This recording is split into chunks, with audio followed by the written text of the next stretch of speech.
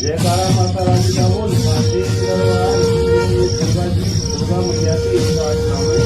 शंकर जी पार्वती जी से कहते हैं कमलाने अब मैं अष्टोत्तर नाम का वर्णन करता हूँ, सुनो जिसके प्रसाद पाठक साध्वी भगवती दुर्गा प्रसन्न हो जाती है। ओम सती साध्वी भक्ति का भगवान की प्रतीत रखने वाली भवानी भगोचरी संसार बंधन से मुक्त करने वाली आर्या दुर्गा जया आद्रा त्रिनेत्रा सूरधानी पिनाकदानी चित्रा चंद घंटा पर संतोष घंटानाद करने वाली महातपा भारी तपस्या करने वाली मने मनन शक्ति बुद्धि बहुत शक्ति अहंकार अहंता का आश्रय चित्रूपा चिता चिति चेतना सर्वमंत्रमयी सत्या सत्तांग स्वरूपा अनंता जिसके स्वरूप का कहीं अंत नहीं है। भावनी सबको उत्पन्न करने वाली भाव्या भावना में दान करने को भव्या कल्याण रूपा अव्या जिससे बढ़कर कहीं भव्य नहीं है। सदागति सांभवी शिवप्रिया देवमाता चिंता रतन प्रिया सर्विद्या दक्ष कन्या दक्षक विनाशिनी अपर्णा तपस्या के समय पत्ते को भी न खाने वाली अनेक वर्णा अनेक रंगों वाली पाटला पाटलावती गुलाब के फूल या लाल फूल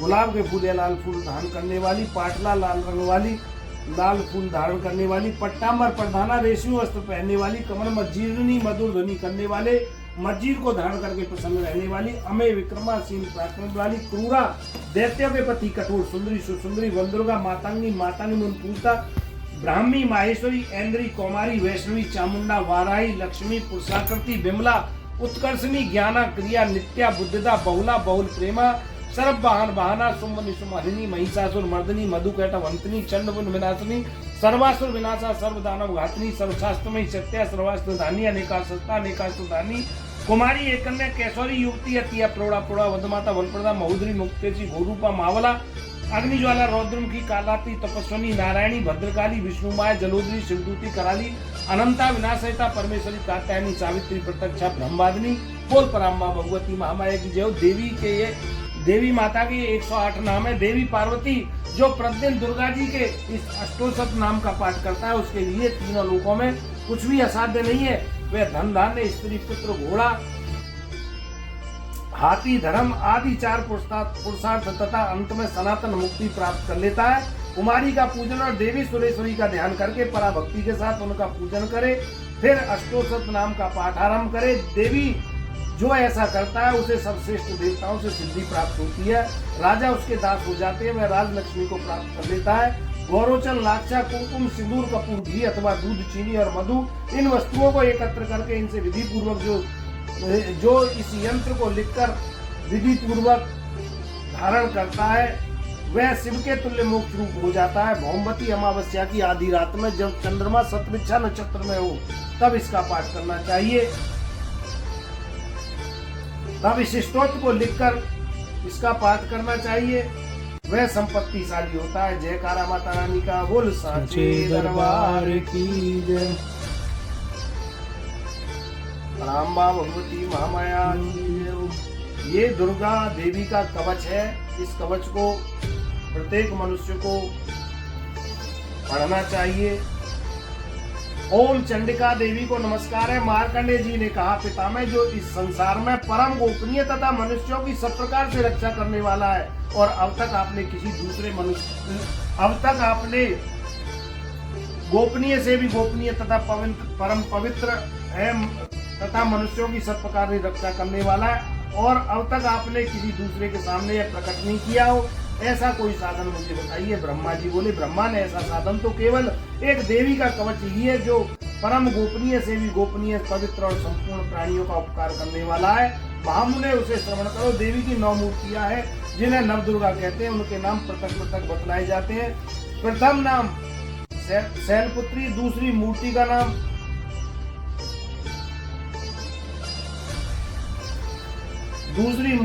नाम ब्रह्मचारिणी है। तीसरी स्वरूप चंद्र घंटा के नाम से प्रसिद्ध है। चौथी मूर्ति को कूष्मांडा कहते हैं। 5वां दुर्गा का नाम स्कंद माता है। देवी के 6ठे रूप को कात्यायनी कहते हैं। 7वां कालात्री और 8वां स्वरूप महागौरी के नाम से प्रसिद्ध है। 9वीं दुर्गा का नाम सिद्धदात्री है। ये सब नाम सर्वज्ञ महात्मा वेद भगवान के द्वारा प्रतिपादित हुए हैं। जो मनुष्य अग्नि में जल रहा हो तथा रणभूमि में शत्रुओं से घिर गया हो, विषम संकट में फंस गया हो, इस प्रकार वैसे आतुर होकर जो भगवती दुर्गा की शरण में प्राप्त हुए हैं उनका कभी कोई अमंगल नहीं होता। युद्ध के समय संकट में पड़ने पर भी उनके ऊपर कोई विपत्ति नहीं दिखाई देती। दिखाई देती, उन्हें शोक दुख और भय की प्राप्ति नहीं होती। जिन्होंने भक्तिपूर्वक देवी का स्मरण किया है उनका निश्चित ही अबुद्धि होता है। देवेश्वरी जो तुम्हारा चिंतन करते हैं उनकी तुम निसंदेह रक्षा करती हो। चामुंडा देवी प्रेत पराणु होती है, बाराई भैंसे पर सवारी करती है, इंद्री का वाहन ऐरावत आती है। वैष्णवी देवी गरुड़ पर आसन जमाती है। महेश्वरी वृषभ पर आरूढ़ होती है। कौमारी का वाहन मयूर है। भगवान विष्णु की प्रियतमा लक्ष्मी देवी कमल के आसन पर विराजमान है और हाथों में कमल धारण किए हुए हैं। वृषभ पर आरूढ़ ईश्वरी देवी ने श्वेत रूप धारण कर रखा है। ब्राह्मी देवी हंस पर बैठी हुई है और सब प्रकार के आभूषणों से विभूषित है। इस प्रकार ये सभी माताएं सब प्रकार की योग शक्तियों से संपन्न है। इनके सिवा और भी बहुत सी देवियां हैं जो अनेक प्रकार की के आभूषणों की शोभा से युक्त तथा नाना प्रकार के रत्नों से सुशोभित हैं। ये संपूर्ण देवियां क्रोध में भरी हुई हैं और भक्तों की रक्षा के लिए रथ पर बैठी दिखाई देती हैं। ये शंख चक्र गदा शक्ति हल मूसल खेटक और तोमर प्रश्न तथा पाशकुंडल त्रिशूल एवं उत्तम सांग धनुष आदि अस्त्र शस्त्र अपने हाथों में धारण करती हैं। दैत्यों के शरीर का नाश करना, भक्तों को अभय दान देना और देवताओं का कल्याण करना, यही उनके शस्त्र धारण का उद्देश्य है। कवच आरंभ करने से पहले इस प्रकार प्रार्थना करनी चाहिए। महान रौद्र रूप, अत्यंत घोर पराक्रम, महान बल और महान उत्साह वाली देवी, तुम महान भय का नाश करने वाली हो। तुम्हें नमस्कार है। तुम्हारी और देखना भी कठिन है। शत्रुओं का भय बढ़ाने वाली जगदम्बिके मेरी रक्षा करो। पूर्व दिशा में इंद्र शक्ति मेरी रक्षा करे। अग्निकोण में अग्नि शक्ति और दक्षिण दिशा में वाराही और नैऋत्य कोण पर खड्गधारिणी देवी मेरी रक्षा करे। पश्चिम दिशा में वारुणी और वायव्य कोण पर मृग पर सवारी करने वाली देवी मेरी रक्षा करे। उत्तर दिशा में कौमारी और ईशान कोण में शूलधारिणी देवी मेरी रक्षा करे। ब्रह्माणी तुम ऊपर की ओर से मेरी रक्षा करो और वैष्णवी देवी नीचे की ओर से मेरी रक्षा करे। इसी प्रकार सबको अपना वाहन बनाने वाली चामुंडा देवी दशों दिशाओं में मेरी रक्षा करे। जय आगे से विजया पीछे की ओर से मेरी रक्षा करे। वाम भाग में हस्ता और दक्षिण भाग में अपराजिता रक्षा करे। उद्योतनी शिखा की रक्षा करे। उमा मेरे मस्तक पर विराजमान होकर रक्षा करे। मस्तक पर विराजमान होकर रक्षा करे। ललाट में मालाधारी रक्षा करे और यशस्वी देवी मेरी भौं का संरक्षण करे। भौं के मध्य भाग में त्रिनेत्र और नथनों की यमघंटा देवी रक्षा करे। दोनों नेत्रों के मध्य भाग में सांकरी और कानों की द्वारवासिनी देवी रक्षा करे। कालिका देवी कपोलों की तथा भगवती सांकरी कानों के मूल भाग की रक्षा करे। नासिका में सुगंधा और ऊपर के होठ में चंद्रिका देवी मेरी रक्षा करे। नीचे के होठ में अमृतकला तथा जिह्वा में सरस्वती देवी रक्षा करे। कौमारी दांतों की और चंडिका कंठ प्रदेश की रक्षा करे। चित्त घंटा गले की घाटी की और महामाया तलुओं में रक्षा करे। कामाक्षी ठोड़ी की और सर्वमंगला मेरी वाणी की रक्षा करे। भद्रकाली ग्रीवा में और धनुर्धरी पृष्ठवंश में रहकर रक्षा करे। कंठ के बाहरी भाग में नीलगिरिवा और कंठ की नदी में नल कुबरी रक्षा करे। दोनों कंधों में खड़गनी और मेरी दोनों भुजाओं की वज्रधारणी रक्षा करे। दोनों हाथों की दंडनी उंगलियों में अंबिका रक्षा करे। अंबिका देवी रक्षा करे। सुलेश्वरी नखों की रक्षा करे। कुलेश्वरी कुक्षी पेट में रहकर रक्षा करे। महादेवी दोनों स्तनों की और शोभुनासी देवी मेरे मन की रक्षा करे। ललिता देवी हृदय में और शूलधारिणी देवी उदर में रहकर रक्षा करे। नाभि में कामनी और गुहा भाग की मूर्ति रक्षा करे। पूतना और काम का लीकर महिषवाहिनी गुदा की रक्षा करे। भगवती कटिभाग में और बिंदवासिनी घुटनों की रक्षा करे। संपूर्ण कामनाओं को देने वाली महाबला देवी दोनों पिंडलियों की रक्षा करे। नरसिंही दोनों घुटियों की और तेजसी देवी दोनों चरणों के पृष्ठभाग की रक्षा करे। श्री देवी पैरों की अंगुलियों में, तलवासिनी पैरों के तलुओं में रहकर रक्षा करे। अपनी डालों के कारण भयंकर दिखाई देने वाली दृष्टा कराली देवी नखों की और केशनी देवी केशों की और रोम वालियों के चित्रों में कोवेरी और त्वचा की बागेश्वरी देवी रक्षा करे। पार्वती देवी रक्त मजा वसा मांस हड्डी और मैल की रक्षा करे। हाथों की कालात्री और की मुक्तेश्वरी देवी रक्षा करे। मूढ़ाधारी आदि कमल केशों में पद्मावती देवी और कफ में चूड़ामणि देवी स्थित होकर रक्षा करे। नख के तेज की ज्वालामुखी रक्षा करे। जिसका किसी भी अस्त्र से भेदन नहीं हो सकता, वह अभेदा देवी शरीर की समस्त संधियों में रहकर रक्षा करे। ब्रह्माणी आप मेरे बीज की रक्षा करे। क्षत्रिय छाया की और धर्मधारिणी देवी मेरे अहंकार मन और बुद्धि की रक्षा करे। हाथों में वज्र धारण करने वाली वज्रहस्ता देवी मेरे प्राण अपान ज्ञान पान और समान वायु की रक्षा करे। कल्याण से सुशोभित होने वाली भगवती कल्याण होना मेरे प्राणों की रक्षा करे। रस रूप गंध शब्द और स्पर्श विषयों का अनुभव करते समय सदा योगिनी देवी मेरी रक्षा करे। संपूर्ण सदगुण रजोगुण और तमोगुण की रक्षा सदा नारायणी देवी रक्षा करे। वाराही आयु की रक्षा करे। वैष्णवी धर्म की रक्षा करे। चक्री चक्र धारण करने वाली देवी यश कीर्ति लक्ष्मी धन तथा विद्या की रक्षा करे। इंद्राणी आप मेरे गोत्र की रक्षा करें। चंद्रिके तुम मेरे पुत्रों की रक्षा करो। महालक्ष्मी पुत्रों की रक्षा करे और भैरवी पत्नी की रक्षा करे। मेरे पद की सत्ता और मार्ग की छेड़ करी रक्षा करे। राजा के दरबार में महालक्ष्मी रक्षा करे। सब ओर से व्याप्त रहने वाली विजया देवी संपूर्ण भय से मेरी रक्षा करे। देवी जो स्थान कवच में नहीं कहा गया अतएव रक्षा से रहित हो, वे तुम्हारे द्वारा सुरक्षित हो, क्योंकि तुम विजयशाली और पाप नाशनी हो। यदि अपने शरीर का भला चाहे तो मनुष्य बिना कवच के कहीं भी एक पग भी न जाए, कवच का पाठ करके ही यात्रा करे। कवच के द्वारा सब ओर से सुरक्षित मनुष्य जहाँ जहाँ जाता है वहाँ वहाँ उसे धन लाभ होता है तथा संपूर्ण कामनाओं की सिद्धि करने वाली विजय की प्राप्ति होती है। वे जिस वस्तु का चिंतन करता है उसको निश्चित ही प्राप्त कर लेता है। वह पुरुष इस पृथ्वी पर तुलना रहित महान ऐश्वर्य का भागी होता है। कवच से सुरक्षित मनुष्य निर्भय हो जाता है, युद्ध में कहीं उसकी पराजय नहीं होती। वह तीनों लोकों में पूजनीय होता है। देवी का एक देवताओं के लिए दुर्लभ है, जो प्रतिदिन नियम पूर्वक तीनों संध्याओं के समय जो प्रतिदिन नियम पूर्वक तीनों संध्याओं के समय श्रद्धा के साथ इसका पाठ करता है उसे देवी कला प्राप्त होती है तथा वह तीनों लोकों में कहीं भी पराजित नहीं होता। इतना ही नहीं, वह अल्प मृत्यु के वश में नहीं पड़ता। इतना ही नहीं, वह अल्प मृत्यु के वश में नहीं पड़ता।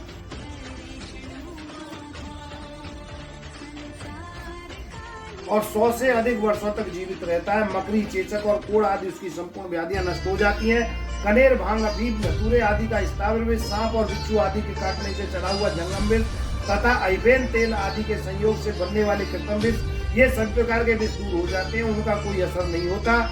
इस पृथ्वी पर मारण, मोहन आदि जितने भी औपचारिक प्रयोग होते हैं तथा इस प्रकार के जितने मंत्र यंत्र होते हैं वे सब इस कवच को हृदय में धारण कर लेने पर मनुष्य को देखते ही भाग जाते हैं। यही नहीं, पृथ्वी पर विचरने वाले ग्राम देवता, आकाशचारी देव, विशेष जल के संबंध से प्रकट होने वाले गण, उपदेश मात्र से सिद्ध होने वाले गण, निम्न कोटि के देवता, अपने इस जन्म के साथ प्रकट होने वाले देवता, कुल देवता, माला, कंठमाला आदि डाकनी, साकनी, अंतरिक्ष में विचरने वाली अत्यंत बलवती भयानक डाकनियां, ग्रह, भूत, पिशाच, यक्ष, गंधर्व, राक्षस, धर्माक्षर, बेताल, कुष्मांड और भैरव आदि अनिष्टकारक देवता भी हृदय में कवच धारण किए रहने पर उस मनुष्य को देखते ही भाग जाते हैं। कवचधारी पुरुष को राजा से सम्मान वृद्धि प्राप्त होती है। यह कवच मनुष्य के तेज की वृद्धि करने वाला और उत्तम है। कवच का पाठ करने वाला पुरुष अपनी कीर्ति से विभूषित हो भूतल पर अपने स्वर्ष के साथ साथ वृद्धि को प्राप्त होता है। जो पहले कवच का पाठ करके उसके बाद सप्तशती चंडी का पाठ करता है, उसकी जब तक बल, पर्वतों और कानूनों सहित यहाँ पृथ्वी टिकी रहती है तब तक यहाँ पुत्र, पौत्र आदि संतान परंपरा बनी रहती है। फिर देह का अंत होने पर वह पुरुष भगवती महामाया के दिव्य प्रसाद से उस नित्य परम पद को प्राप्त करता है, जो देवताओं के लिए दुर्लभ है। वह सुंदर दिव्य रूप धारण करता है और कल्याण में शिव के साथ आनंद का भागी होता है। जब मनुष्य जन्म लेता है तो उसके साथ उसके गण और कुल देवता, डाकनी, सांकनी, ये सब प्रकट होते हैं। ये माता का कवच बहुत लाभकारी है। जयकारा माता रानी का बोल साचे दरबार की जय। ये अर्गला का पाठ है माता रानी, अर्गला स्तोत्र है माता रानी का ये। ओम चंडिका देवी को नमस्कार है। मार्कंडे जी कहते हैं, जयंती, मंगला काली, भद्रकाली, कपालिनी, दुर्गा, क्षमा, शिवा, धात्री, स्वाहा और स्वादा, इन नामों से प्रसिद्ध जगदम्बे तुम्हें मेरा नमस्कार हो। देवी चामुंडे तुम्हारी जय हो। संपूर्ण प्राणियों की पीड़ा हरने वाली देवी तुम्हारी जय हो। सब में व्याप्त रहने वाली देवी तुम्हारी जय हो। कालरात्रि तुम्हें नमस्कार हो। मधु और कैटम को मारने वाली तथा ब्रह्मा जी को वरदान देने वाली देवी तुम्हें नमस्कार है। तुम मुझे रूप आत्म स्वरूप का ज्ञान दो, मोह विजय दो, यश, मोह विजय तथा ज्ञान प्राप्ति रूपी यश दो और काम क्रोध आदि शत्रु करने वाली तथा भक्तों को सुख देने वाली देवी तुम्हें नमस्कार है। तुम रूप से जो काम क्रोध शत्रुओं का नाश करो, रक्तबीज का वध और चंद्रमुंड का विनाश करने वाली देवी तुम रूप दो जय दो काम क्रोध शत्रुओं का नाश करो। शुंभ निशुंभ तथा धूम्रलोचन का मर्दन करने वाली देवी तुम रूप दो जय दो काम क्रोध शत्रुओं का नाश करो। सबके द्वारा वंदित युगल चरणों वाली देवी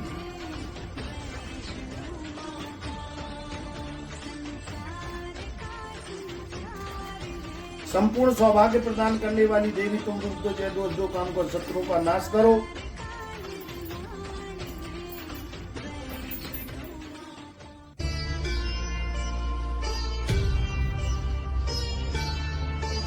सबके द्वारा वंदित युगल चरणों वाली तथा संपूर्ण सौभाग्य प्रदान करने वाली देवी तुम रूप दो जय दो काम कर शत्रुओं का नाश करो। देवी तुम्हारे रूप और चरित्र अचित्य है। तुम समस्त शत्रुओं का नाश करने वाली हो। रूप दो जय दो काम कर शत्रुओं का नाश करो। पापों को दूर करने वाली चंडिके, जो भक्तिपूर्वक तुम्हारे चरणों में सर्वदा मस्तक झुकाते रहते हैं, उन्हें रूप दो, यश दो और काम क्रोध आदि शत्रुओं का नाश करो। रोगों का नाश करने वाली चंडिके, जो भक्तिपूर्वक तुम्हारी स्तुति करते हैं, उन्हें रूप दो, जय दो, जो काम कर शत्रुओं का नाश करो। चंडिके, इस संसार में जो भक्तिपूर्वक तुम्हारी पूजा करते हैं, उन्हें रूप दो, जय दो, जो काम कर शत्रुओं का नाश करो। मुझे सौभाग्य दो, आरोग्य दो, परम सुख दो, रूप दो, जय दो और काम क्रोध आदि शत्रुओं का नाश करो। जो मुझसे द्वेष रखते हैं उनका नाश करो और मेरे बल की वृद्धि करो। रूप दो, जय दो, काम कर शत्रुओं का नाश करो। देवी, मेरा कल्याण करो, मुझे उत्तम संपत्ति प्रदान करो।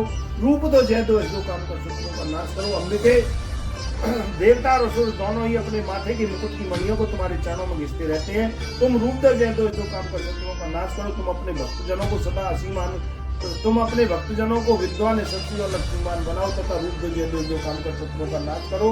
प्रचंड दैत्यों के दर्पण का दलन करने वाली चंडिके, मुस्कानारथ को रूप दो, जय दो, काम कर शत्रुओं का नाश करो।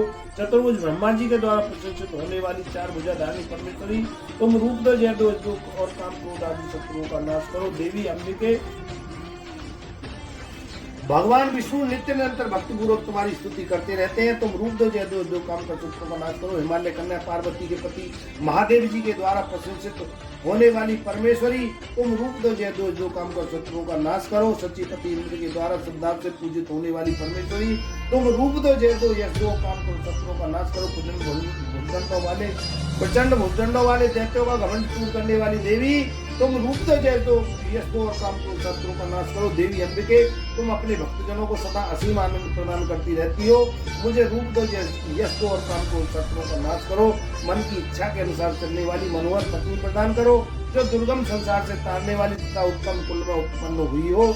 जो मनुष्य इस स्तोत्र का पाठ करके सप्तशती रूपी महास्तोत्र का पाठ करता है, वह सप्तशती की जप संख्या से मिलने वाले श्रेष्ठ फल को प्राप्त होता है, साथ ही प्रचुर संपत्ति प्राप्त कर लेता है। जयकारा माता रानी का बोल साचे दरबार की जय, पराम्बा भगवती महामाया की जय, वैष्णो माता की जय।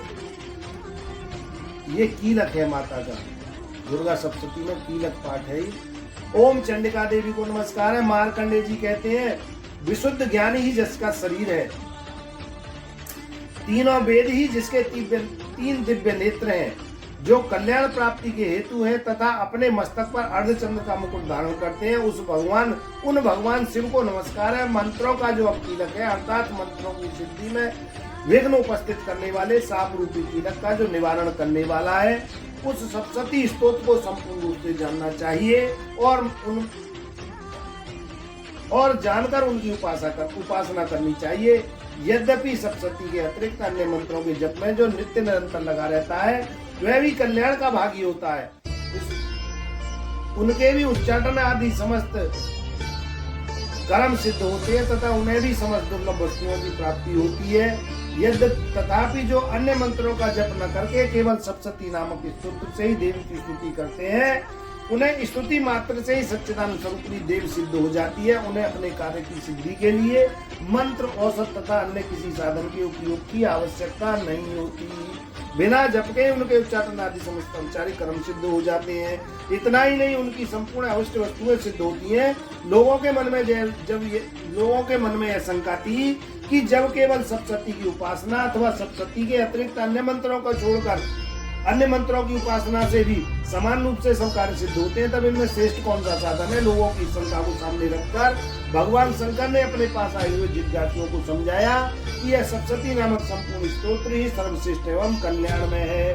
तदंतर भगवती चंडिका के सप्तशती नामक स्तोत्र को महादेव जी ने गुप्त कर दिया और सप्तशती के पाठ से जो पुण्य प्राप्त होता है उसकी कभी समाप्ति नहीं होती, किंतु अन्य मंत्रों के जप करने से पुण्य की समाप्ति हो जाती है। अतः भगवान शिव ने अन्य मंत्रों की अपेक्षा जो सप्तशती की श्रेष्ठता का निर्णय किया, उसे यथार्थ ही जानना चाहिए। अन्य मंत्रों का जप न करने वाला पुरुष भी यदि सप्तशती के स्तोत्र और जप का अनुष्ठान कर ले तो वह भी पूर्ण रूप से कल्याण का भागी होता है। इसमें तनिक भी संदेह नहीं है। जो साधक कृष्ण पक्ष की चतुर्दशी अथवा अष्टमी को एकाग्रचित होकर भगवती महामाया की शरण में अपना सर्वस्व समर्पित कर देता है, फिर उसे प्रसाद के रूप में ग्रहण करता है, भगवती महामाया उसी पर प्रसन्न होती है, अन्यथा उनकी प्रसन्नता प्राप्त नहीं होती। इस प्रकार सिद्धि के प्रतिबंधक रूपक कीलक के द्वारा महादेव जी ने इस स्तोत्र को कीलित कर रखा है। जो पूर्वोक्त रीति से निष्कीलन करके सप्तशती स्तोत्र का प्रवचन स्पष्ट उच्चारण पूर्वक पाठ करता है, वह मनुष्य सिद्ध हो जाता है, वही देवी का पार्षद होता है, वही गंधर्व होता है। सर्वत्र विचरते रहने पर भी इस संसार में उसे कहीं भय नहीं होता, वह अल्प मृत्यु के बस में नहीं पड़ता तथा देह त्यागने के अंत में मोक्ष प्राप्त कर लेता है। कीलन को जानकर उसका परिहार करके ही सप्तशती का पाठ आरंभ करे। जो ऐसा नहीं करते उनका नाश हो जाता है। इसलिए कीलक और निष्कीलन का ज्ञान प्राप्त करने पर ही यह स्तोत्र निर्दोष होता है और विद्वान पुरुष इस निर्दोष स्तोत्र का ही पाठ आरंभ करते हैं। स्त्रियों में जो कुछ भी सौभाग्य आदि दृष्टिगोचर होता है वह सब देवी के प्रसाद का फल है। अतः इस कल्याण में स्तोत्र का सदा जप करना चाहिए। इस स्तोत्र का मंद स्वर से पाठ करने पर स्वर फल की प्राप्ति होती है और उच्च स्वर से पाठ करने पर गुरु फल की सिद्धि होती है। अतः उच्च स्वर से इसका पाठ आरंभ करना चाहिए, जिसके प्रसाद से ऐश्वर्य, सौभाग्य, आरोग्य, संपत्ति, शत्रुनाश तथा परम मोक्ष की सिद्धि होती है। उस कल्याणमयी जगदम्बा की स्तुति मनुष्य क्यों नहीं करते। जय कारा माता रानी का बोल, साचे दरबार की जय।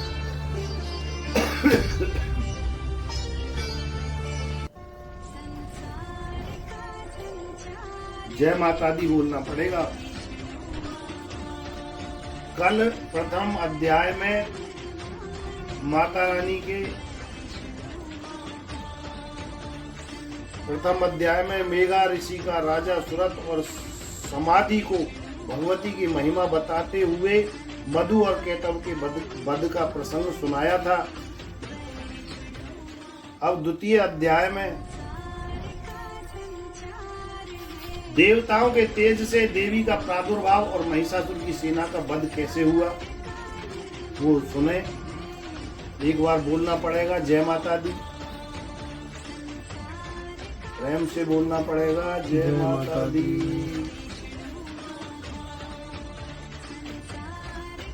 द्वितीय अध्याय। ओम मध्यम चरित्र के विष्णु ऋषि, महालक्ष्मी देवता, उष्णिक छंद, शाकंभरी शक्ति, दुर्गा बीज, वायु तत्व और यजुर्वेद स्वरूप है। महालक्ष्मी की प्रसन्नता के लिए मध्यम चरित्र के पाठ में इसका विनियोग है। मैं कमल के आसन पर बैठी हुई प्रसन्न मुख वाली महिषासुर मर्दनी भगवती महालक्ष्मी का भजन करता हूँ, जो अपने हाथों में अक्षमाला, फरसा, गदा, बाण, वज्र, पदम, धनुष, कुंडिका, दंड, शक्ति, खड़ग, ढाल, शंख, घंटा, मधुपात्र, शूलपाश और चक्र धारण करती हैं। ऋषि कहते हैं पूर्व काल में देवताओं और असुरों में पूरे 100 वर्षों तक घोर संग्राम हुआ। उसमें असुरों का स्वामी महिषासुर था और देवताओं के नायक इंद्र थे। उस युद्ध में देवताओं की सेना महाबली असुरों से परास्त हो गई। संपूर्ण देवताओं को जीतकर महिषासुर इंद्र बन बैठा। तब पराजित देवता प्रजापति ब्रह्मा को आगे करके उस स्थान पर गए जहां भगवान शंकर और विष्णु विराजमान थे। देवताओं ने महिषासुर के पराक्रम तथा अपनी पराजय का यथावत वृत्तांत उन दोनों देवेश्वरों से विस्तार पूर्वक कह सुनाया। वे बोले, भगवान, महिषासुर सूर्य, इंद्र, अग्नि, वायु, चंद्रमा, यम, वरुण तथा अन्य देवताओं के भी अधिकार छीनकर स्वयं ही सबका अधिष्ठाता बन बैठा है। उस दुरात्मा महिष ने समस्त देवताओं को स्वर्ग से निकाल दिया है। अब वे मनुष्यों की भांति पृथ्वी पर विचरते हैं। दैत्यों की यह सारी करतूत हमने आप लोगों से कह सुनाई। अब हम आपकी शरण में आए हैं, उनके वध का कोई उपाय सोचिए। इस प्रकार देवताओं के वचन सुनकर भगवान विष्णु और शिव ने दैत्यों पर बड़ा क्रोध किया। उनकी भौहें तन गई और मुंह टेढ़ा हो गया। तब अत्यंत कोप में भरे हुए चक्रपाणी श्री विष्णु के मुख से एक महान तेज प्रकट हुआ। इसी प्रकार ब्रह्मा, शंकर तथा इंद्र आदि अन्य देवताओं के शरीर से भी एक बड़ा भारी तेज निकला। वह सब मिलकर एक हो गया। महान तेज का वह पुंज जाज्वल्यमान पर्वत सा जान पड़ा। देवताओं ने देखा वहां उनकी ज्वालाएं संपूर्ण दिशाओं में व्याप्त हो गई रही हैं। संपूर्ण देवताओं के शरीर से प्रकट हुए उस तेज की कहीं तुलना नहीं थी। एकत्रित होने पर वह एक नारी के रूप में परिणित हो गया और अपने प्रकाश से तीनों लोकों में व्याप्त जान पड़ा। भगवान शंकर का जो तेज था उससे उस देवी का मुख प्रकट हुआ। यमराज के तेज से सिर के बाल निकले, विष्णु के तेज से उनकी 4 भुजाएं उत्पन्न हुई, चंद्रमा के तेज से दोनों स्तनों का और इंद्र के तेज से मध्यभाग कटी प्रदेश का प्रादुर्भाव हुआ। वरुण के तेज से जंगा और पिंडली तथा पृथ्वी के तेज से नितंब भाग प्रकट हुआ। ब्रह्मा जी के तेज से दोनों चरण और सूर्य के तेज से उनकी उंगलियां हुई। वसुओं के तेज से हाथों की उंगलियां और कुबेर के तेज से नासिका प्रकट हुई। उस देवी के दांत प्रजापति के तेज से और तीनों नेत्र अग्नि के तेज से प्रकट हुए। उनकी भौहें संध्या से और कान वायु के तेज से उत्पन्न हुए। इसी प्रकार अन्य देवताओं के तेज से भी उस कल्याणमयी देवी का आविर्भाव हुआ।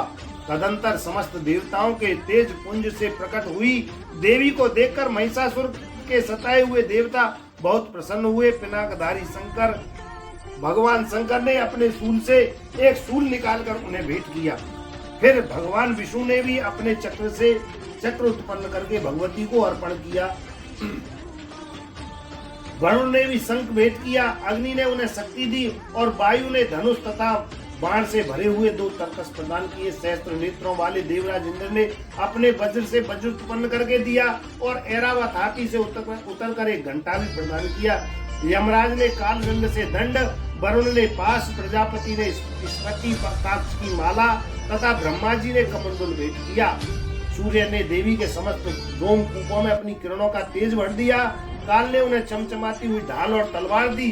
क्षीर समुद्र ने उज्जवल हार तथा कभी न जीर्ण होने वाले 2 दिव्य वस्त्र भेंट किए।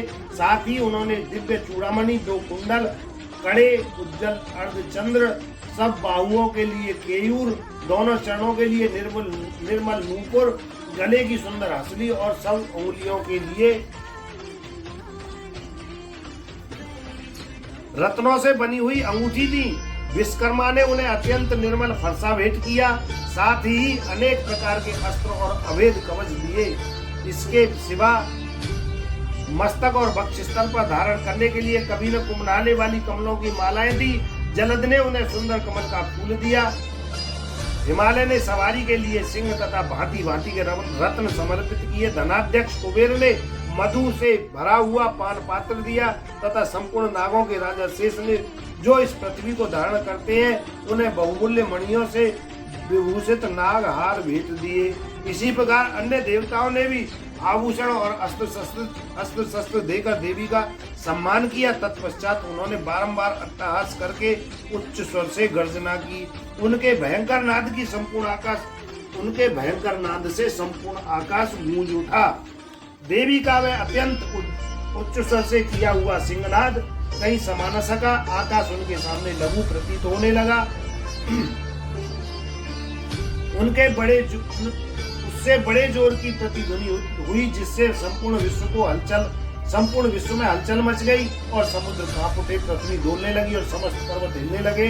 उस समय देवताओं ने अत्यंत प्रसन्नता के साथ सिंह वाहिनी भगवती से कहा, देवी तुम्हारी जय हो।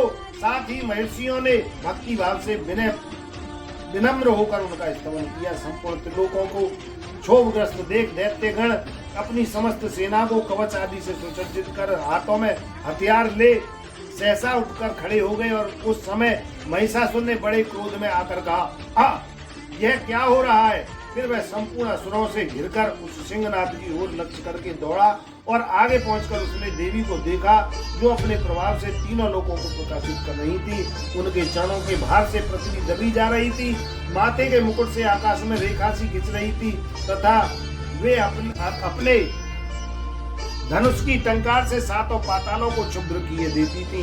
देवी अपनी हजारों भुजाओं से संपूर्ण दिशाओं को आच्छादित करके खड़ी थी। तदंतर उनके साथ सिंह दैत्यों का युद्ध छिड़ गया।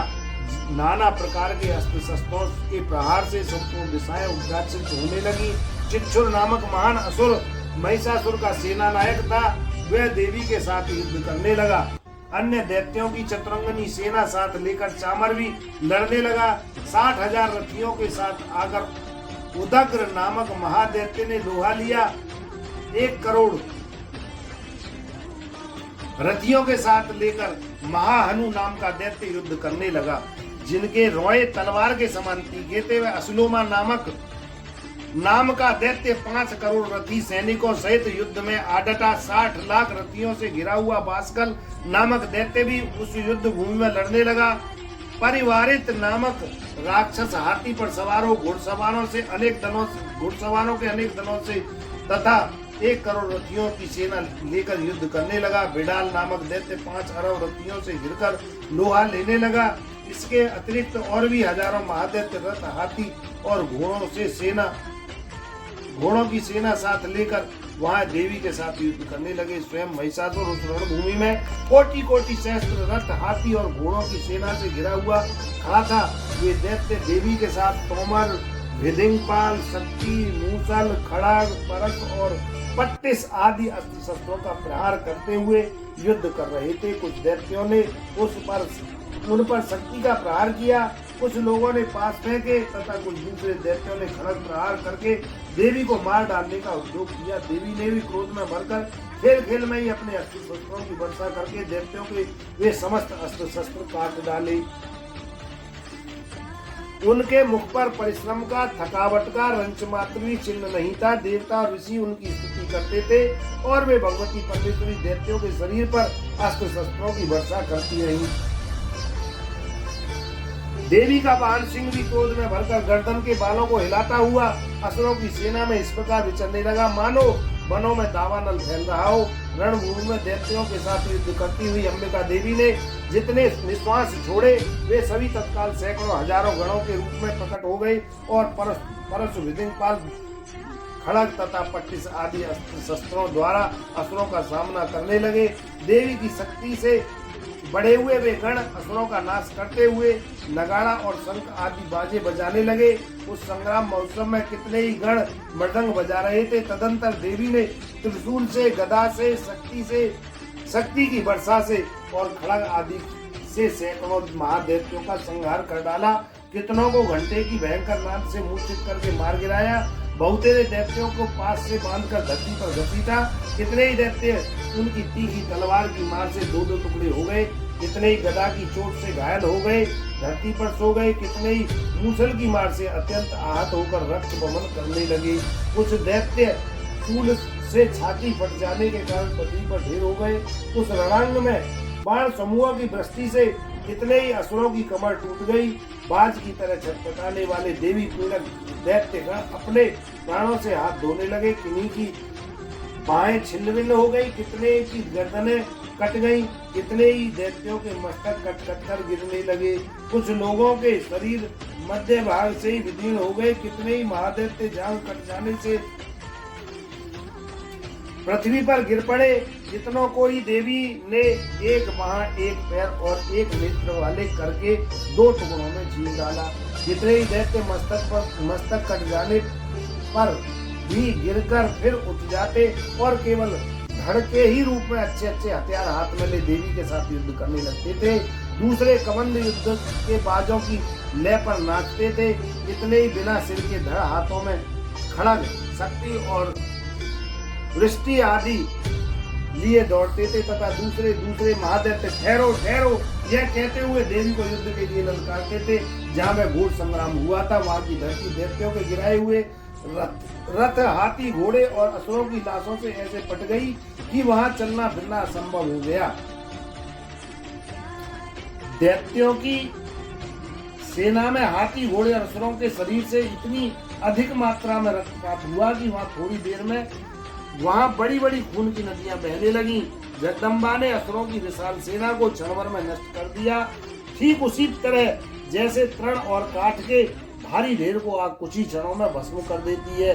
और वह सिंह भी गर्दन के बालों को हिलाकर जोर जोर से गर्जना करता हुआ दैत्यों से युद्ध करने लगा, मानो उनके प्राण चुने लेता हो। वहां देवी के गणों ने भी उन महादैत्यों के साथ ऐसा युद्ध किया कि जितने आकाश में खड़े हुए देवता सब उन पर परम संतुष्ट हुए और फूल बरसाने लगे। जयकारा माता रानी का बोल साचे दरबार की। तृतीय अध्याय में सेनापतियों सहित महिषासुर का वध किया है माँ ने।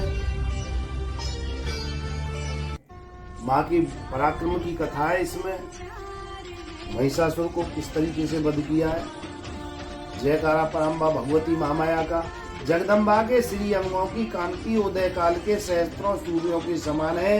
वे लाल रंग की रेशमी साड़ी पहने हुए हैं। उनके गले में मुंडमाला शोभा पा रही है। दोनों स्तनों पर रक्त चंदन का लेप लगा है। वे अपने कर कमलों में जप मालिका विद्या और अभय तथा वर नामक मुद्राएं धारण किए हुए हैं। नेत्रों में सुशोभित मुखार बिंद की शोभा नेत्रों से सुशोभित मुखार बिंद की शोभा बड़ी हो रही है। उनके मस्तक पर चंद्रमा के साथ ही रत्न में मुकुट बंधा है तथा वे कमल के आसन पर विराजमान है। ऐसी देवी को मैं भक्ति पूर्वक प्रणाम करता हूँ।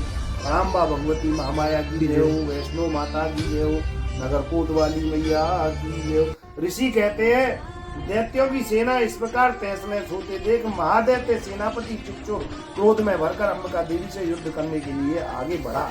वह असुर रणभूमि में देवी के ऊपर इस प्रकार बाणों की वर्षा करने लगा जैसे बादल मेरुगिरी के शिखर पर पानी की धार बरसा रहे हों। तब देवी ने अपने बाणों से उसके बाण समूह को अनायासी काटकर उसके घोड़े और सारथियों को मार डाला। साथ ही उसके धनुष तथा अत्यंत ऊंची ध्वजा को तत्काल काट गिराया। धनुष कट जाने पर उसके अंगों को अपने बाणों से बींध डाला। धनुष रथ घोड़े और सारथी के नष्ट हो जाने पर वह असुर ढाल और तलवार लेकर देवी की ओर दौड़ा। उसने तीखी धार वाली तलवार से सिंह के मस्तक पर चोट करके देवी की बाईं भुजा में बड़े वेग से प्रहार किया। राजन, देवी की बाह पर पहुंचते ही वह तलवार टूट गई। फिर तो क्रोध में लाल आंखें करके उस राक्षस ने शूल हाथ में लिया और उसे उस महादैत्य ने भगवती भद्रकाली के ऊपर चलाया। वह त्रिशूल हाथ आकाश से गिरे हुए सूर्य मंडल की भांति अपने तेज से प्रज्वलित हो उठा। उस शूल को अपनी ओर आते देख देवी ने शूल का प्रहार किया। उससे राक्षस के शूल के सैकड़ों टुकड़े हो गए। साथ ही महादैत्य चिक्षुर की भी धज्जियां उड़ गईं और वह प्राणों से हाथ धो बैठा। महिषासुर के सेनापति उस महापराक्रमी चिक्षुर के मारे जाने पर देवताओं को पीड़ा देने वाला चामर हाथी पर चढ़कर आया। उसने भी देवी के साथ शक्ति का प्रहार किया, किंतु जगदम्बा ने उसे अपने हुंकार की आहत एवं निष्प्रभ करके तत्काल पृथ्वी पर गिरा दिया। शक्ति टूटकर गिरी हुई देख चामर को बड़ा क्रोध हुआ। अब उसने शूल चलाया, किंतु देवी ने उसे भी अपने बाणों द्वारा काट डाला। इतने में ही देवी का सिंह उछलकर हाथी के मस्तक पर चढ़ बैठा और दैत्य के साथ खूब जोर लगाकर युद्ध करने लगा। वे दोनों लड़ते लड़ते हाथी से पृथ्वी पर आ गए और अत्यंत क्रोध में भरकर एक दूसरे को बड़े बड़े भयंकर प्रहार करते हुए लड़ने लगे। तदंतर सिंह बड़े वेग से आकाश की ओर उछला और उधर से गिरते समय उसने अपने पंजों की मार से चामर का सिर धड़ से अलग कर दिया। इसी प्रकार उदग्र भी शिला और वृक्ष आदि की मार खाकर रणभूमि में देवी के हाथों से मारा गया तथा कराल भी दांतों और मुक्कों और थप्पड़ों की चोट से धराशायी हो गया। क्रोध में भरी हुई देवी ने गदा की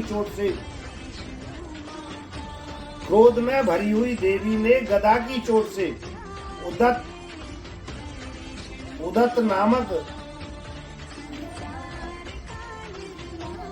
उदत का कचूमर निकाल डाला। भिदिंगपाल से वासकल को तथा बाणों से ताम्र और अंधक को मौत के घाट उतार दिया। 3 नेत्रों वाली परमेश्वरी ने त्रिशूल से उग्रवीर तथा महाहनु नामक दैत्यों को मार डाला। तलवार की चोट से विडाल के मस्तक को धड़ से अलग कर गिराया। दुर्धर और दुर्मुख इन दोनों को भी अपने बाणों से यमलोक भेज दिया।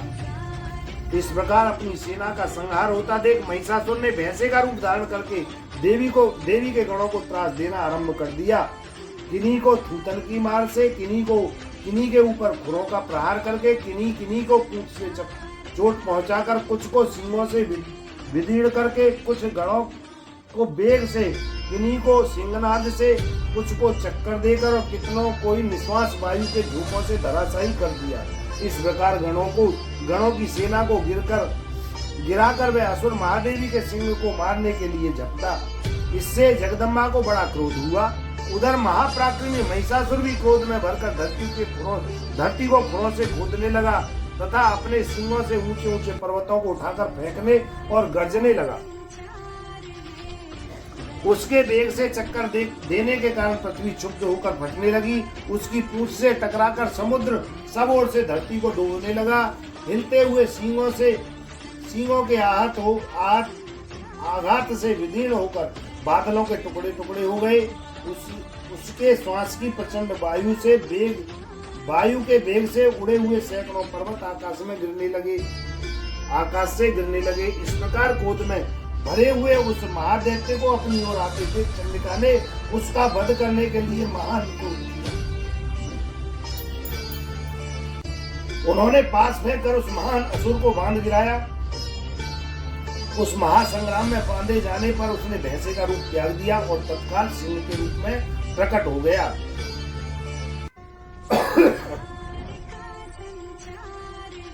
उस अवस्था में जगदम्बा ज्यों ही उसका मस्तक काटने के लिए उद्यत हुई त्यों ही वह खड़गधारी पुरुष के रूप में दिखाई देने लगा। तब देवी ने तुरंत ही बाणों की वर्षा करके ढाल और तलवार के साथ उस पुरुष को बांध डाला। इतने में ही वह महान गजराज के रूप में परिणत हो गया तथा अपनी सूंड से देवी के विशाल सिंगों को खींचने और गर्जने लगा।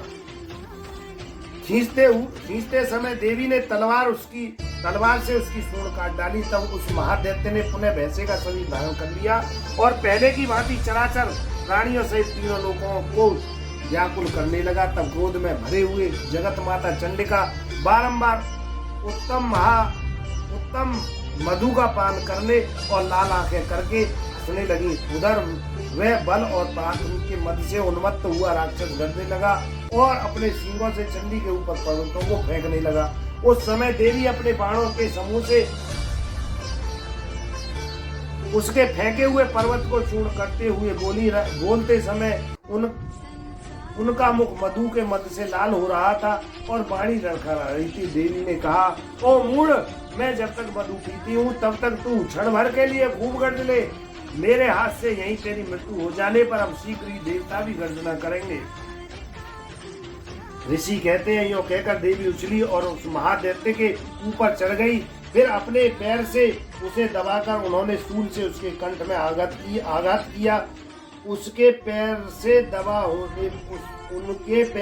होने पर भी महिषासुर अपने मुख से दूसरे रूप में बाहर होने लगा। अभी आधे शरीर से ही वह बाहर निकलने पाया था कि देवी ने अपने प्रभाव से उसे रोक दिया। आधा निकला होने पर भी वह महादैत्य देवी से युद्ध करने लगा। तब देवी ने भी बहुत बड़ी तलवार हाथ में ले उसका मस्तक काट गिराया। फिर तो हाहाकार करती हुई दैत्यों की भारी सेना भाग गई और संपूर्ण देवता अत्यंत प्रसन्न हो गए।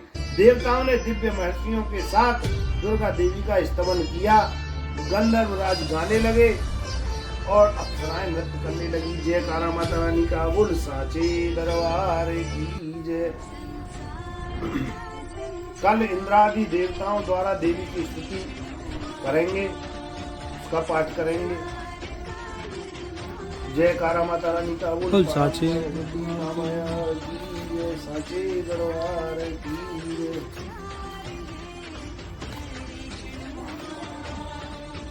मानस पूजा है माता जी की,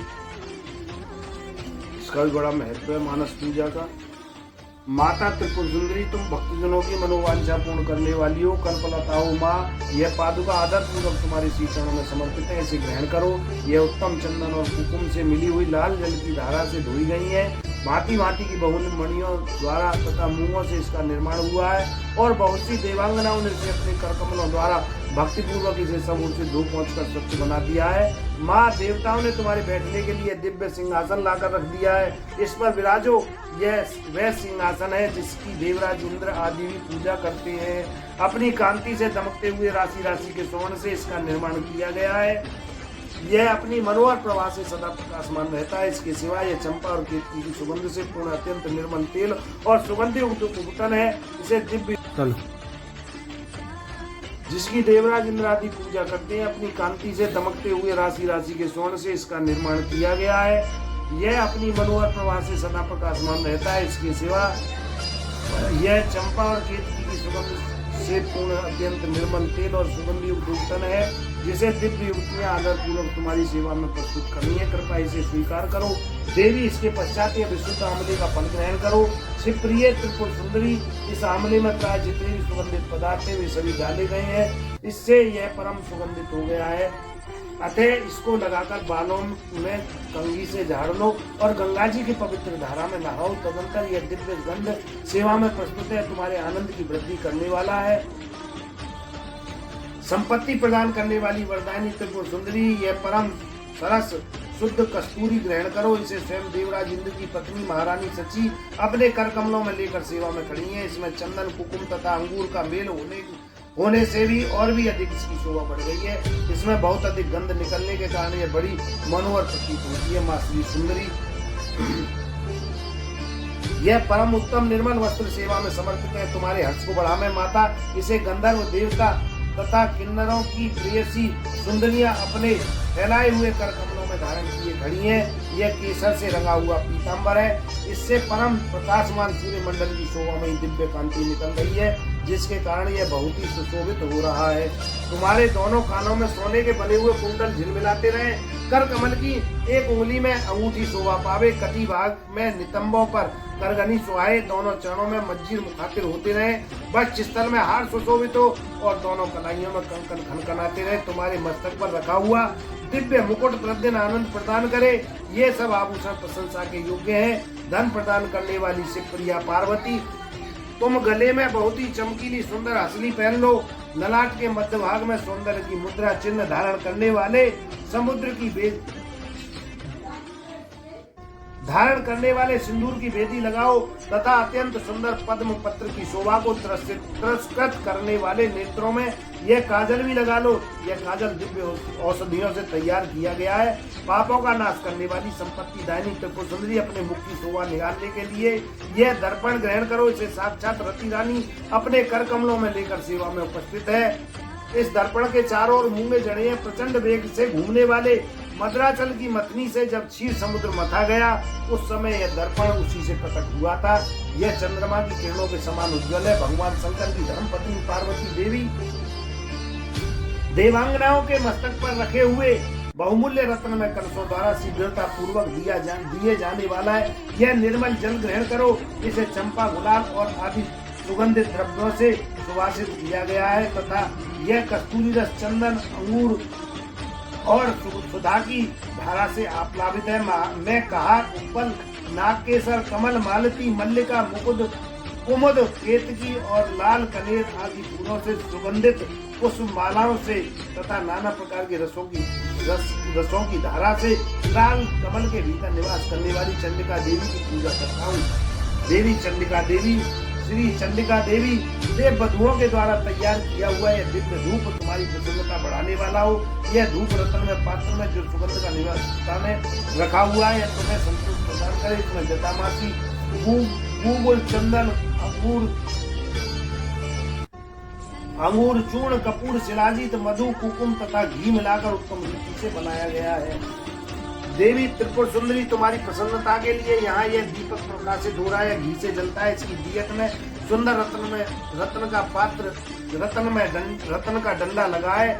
इसे देवांगनाओं ने बनाया है।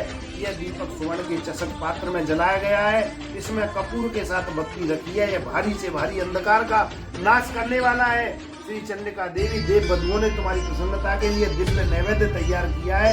इसमें अघैनी के चावल का स्वच्छ भात है, जो बहुत ही रुचिकर और चमेली की सुधा से वासित है, सुगंध से वासित है। साथ ही हींग, मिर्च और जीरा आदि सुगंधित द्रव्यों से छौंक बघार कर बनाए हुए नाना प्रकार के व्यंजन है। इसमें भांति भांति के पकवान, खीर, मधु और दही और घी का भी मेल है। माँ सुंदर रत्न में पात्र में सजाकर रखा हुआ यह दिव्य तांबूल अपने मुख में ग्रहण करो। लवंग की कली चोकर इसमें बीड़े लगाए गए हैं।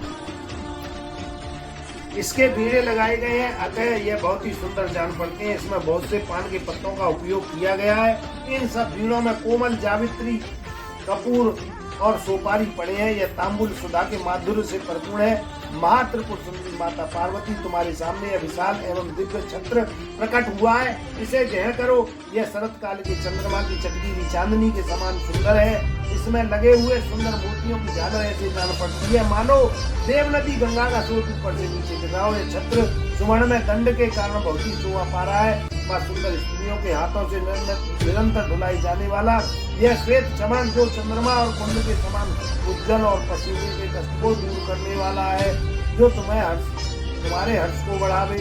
इसके सिवा महर्षि अगस्त, वशिष्ठ, नारद, शुक, व्यास आदि तथा वाल्मीकि मुनि अपने अपने चित्र में जो वेद मंत्रों के उच्चारण का विचार करते हैं, उनकी वह मन संकल्पित वेद ध्वनि तुम्हारे आनंद की वृद्धि करे। स्वर्ग के आंगन में वेणु, मृदंग, शंख तथा भेरी की मधुर ध्वनि के साथ जो संगीत होता है तथा जिसमें अनेक प्रकार के कोलाहल का शब्द व्याप्त रहता है, वह विद्याधरी द्वारा प्रदर्शित नृत्य कला तुम्हारे सुख की वृद्धि करे। देवी तुम्हारे भक्ति रस से भावित इस प्रथम में स्तोत्र में यदि कहीं से भी कुछ भक्ति का लेश मिले तो उसी से प्रसन्न हो जाओ। माँ तुम्हारी भक्ति के लिए चित्त में जो अनुकूलता होती है वही एकमात्र जीवन का फल है। वह कोटि कोटि जन्म धारण करने पर भी इस संसार में तुम्हारी कृपा के बिना सुलभ नहीं है। इन उपचार कल्पित 16 पद्मों से जो परा देवता भगवती त्रिपुर सुंदरी का स्तमन करता है, वह उन उपचारों के समर्पण का फल प्राप्त करता है। जयकारा माता रानी का बोल साचे दरबार की। अब ये दुर्गा द्वादशाम मंत्र माला है माता रानी के। इसमें 32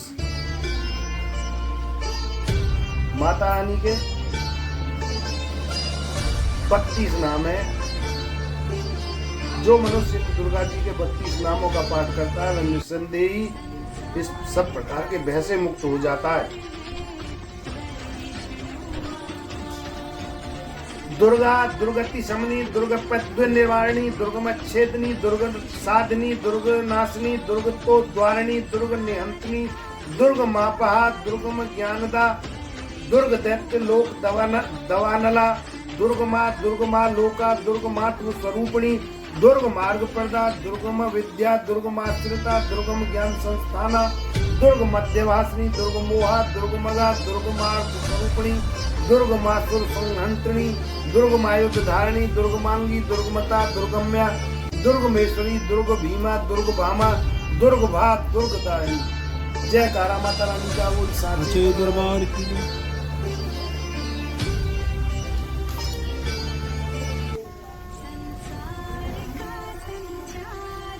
क्षमा प्रार्थना के लिए स्तुति कर रहे हैं भक्तगण।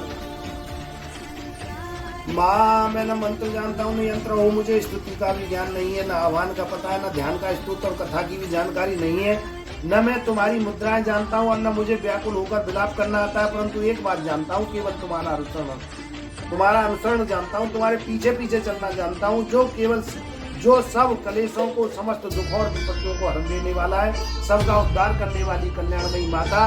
मैं पूजा की विधि भी नहीं जानता, मेरे पास धन का भी अभाव है, मैं स्वभाव से भी आलसी हूँ तथा मुझ में ठीक पूजा का संपादन भी नहीं हो सकता।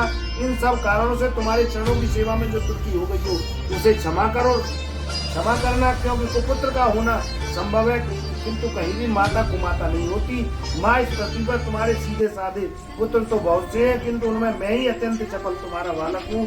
मेरे जैसा चंचल कोई बिरला ही होगा।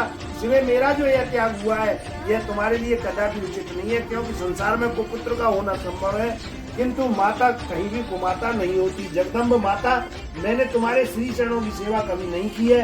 देवी तुम्हें अधिक धन भी समर्पित नहीं किया है तथापि मुझ जैसे अधम पर जो अनुपम स्नेह करती हो उसका कारण यही है कि संसार में कुपुत्र का होना संभव है।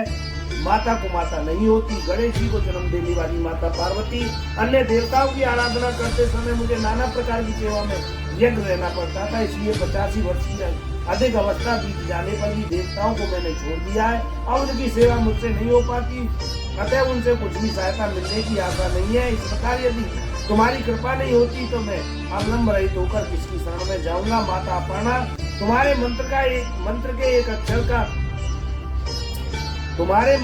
अक्षर भी यदि कान में पड़ जाए तो उसका यह फल होता है कि वह मूर्ख चांडाल भी मधुपाक के समान मधुर वाणी का उच्चारण करने वाला उत्तम वक्ता हो जाता है। दीन मनुष्य भी करोड़ों सहस्त्र स्वर्ण मुद्राओं से संपन्न होकर चिरकाल तक निर्भय विहार करता रहता है। इस मंत्र के एक अक्षर के श्रवण का ऐसा फल है। तो जो लोग भक्ति पूर्वक जप में विधि पूर्वक जप में लगे रहते हैं, उनके जप से प्राप्त होने वाला उत्तम फल कैसा होगा, इसको कौन मनुष्य जान सकता है। भवानी जो अपने अंगों में चिता की राख बहुत लपेटे रहते हैं, जिनका विषय भोजन है, जो दिगंबरधारी नगन रहने वाले हैं, मस्तक पर जटा और कंठ में नागराज वासुकी को हार के रूप में धारण करते हैं, तथा जिनके हाथ में कपाल भिक्षा पात्र शोभा पाता है, ऐसे भूतनाथ पशुपति भी जो एकमात्र जगदीश की पदवी धारण करते हैं, इसका क्या कारण है, यह मैं तुम्हें कैसे मिला।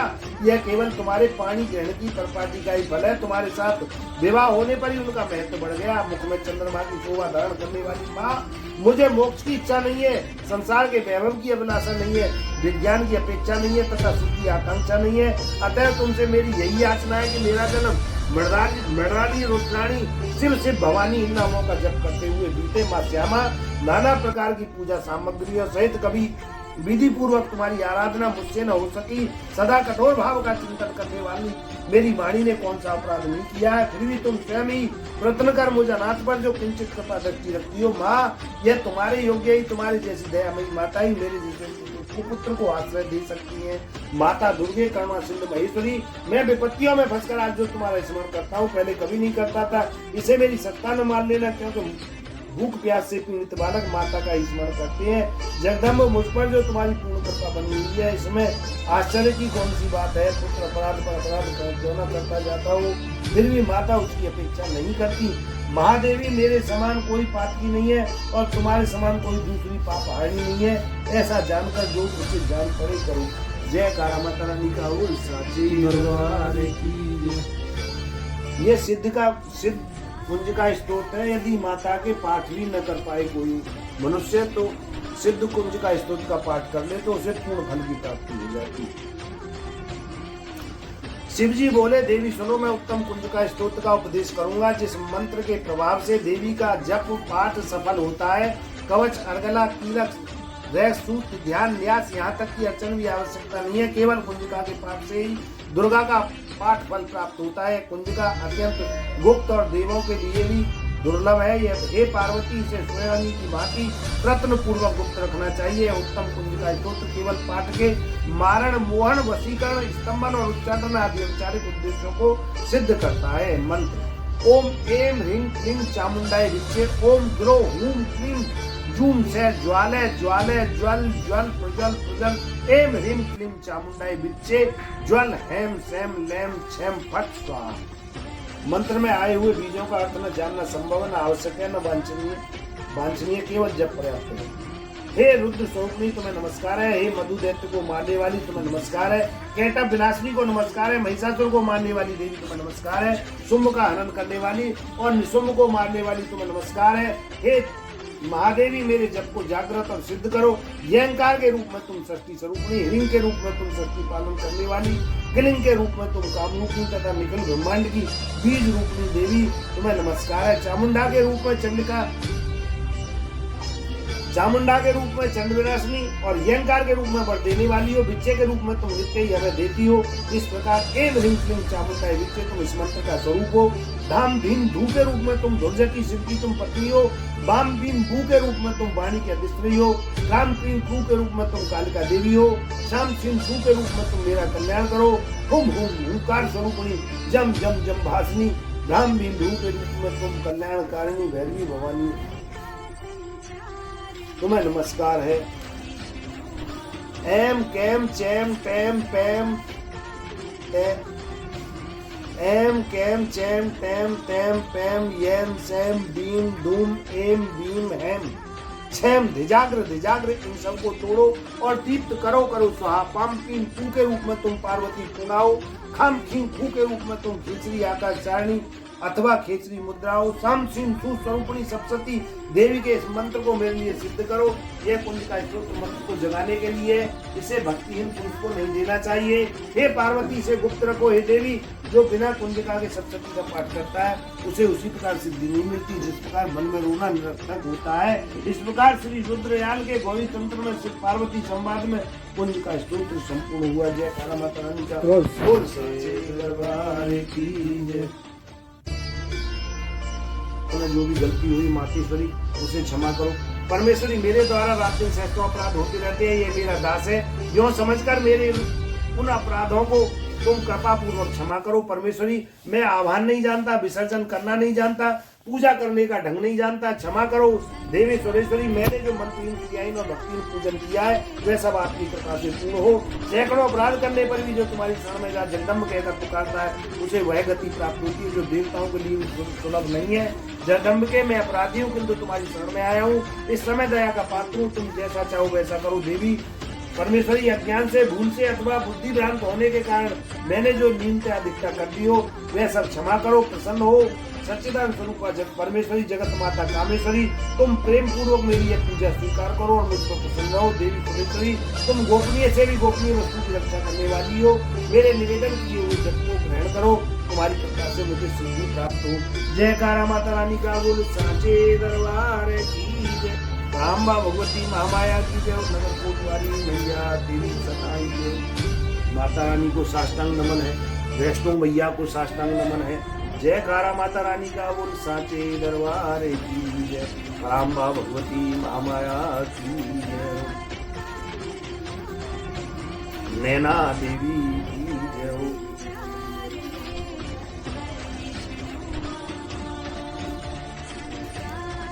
मेरे को साष्टांग नमन है।